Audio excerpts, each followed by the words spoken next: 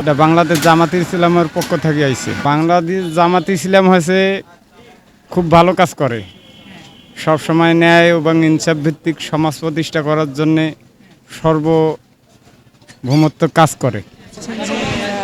জামায়াত ইসলামের নেতৃবৃন্দ কিন্তু অলরেডি আমি অনেক ভালো আছি ইনশাআল্লাহ। বাংলাদেশ জামাত ইসলামের পক্ষ থেকে আমাকে একটি রিক্সা দিয়েছে ইনশাআল্লাহ, আলহামদুলিল্লাহ আমি খুশি আছি। ঢাকা মহানগরীর সম্মানিত আমির, সাবেক ছাত্রনেতা জননেতা জনাব নুরুল ইসলাম বুলবুল উপস্থিত আছেন। আমাদের ঢাকা ৪ আসনের সম্মানিত জামাত ইসলামী মনোনীত প্রার্থী, জোনাল ইনচার্জ, ঢাকা মহানগর কর্মপরিষদ সদস্য, আমাদের সবার শ্রদ্ধাভাজন দায়িত্বশীল জনতা জনাব সৈয়দ জয়নুল আবেদিন ভাই উপস্থিত আছেন।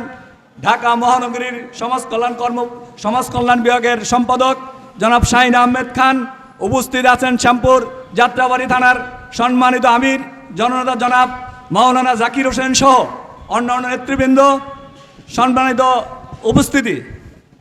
আজকে আমরা জামাত ইসলামী বাংলাদেশ একটা মানবিক সংগঠন, সবসময় জনগণের পাশে আমরা দাঁড়িয়ে থাকি। সমস্ত দুর্যোগ মোকাবেলা থেকে শুরু করে আমরা সব সময় আপনাদের পাশে আছি। আজকেও এই অনুষ্ঠানে আপনারা দেখছেন আমরা রিক্সা এবং ভ্যান মানুষের মধ্যে বেকারত্ব দূর করার জন্য আমরা বিতরণ করতে চাচ্ছি।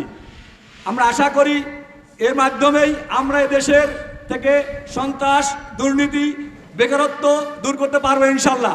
আমরা যদি আগামী দিনে আপনারা যদি আমাদেরকে নির্বাচিত করেন, ইনশাল্লাহ আমরা এদেশ থেকে সন্ত্রাস, দুর্নীতি, চাঁদাবাজি সমস্ত মুক্ত করবো ইনশাল্লাহ। আইনগত ভিত্তির জন্য কোনো রাজনৈতিক দল যদি রাজি না হয়, তাহলে প্রয়োজন হলে গণভোট দিয়ে হলেও এটা আইনগত ভিত্তি দিয়ে আমাদেরকে আগামী দিনে সেই জুলাই সনদের মাধ্যমেই পিআর পদ্ধতির মাধ্যমে জাতীয় নির্বাচন সম্পন্ন করতে হবে।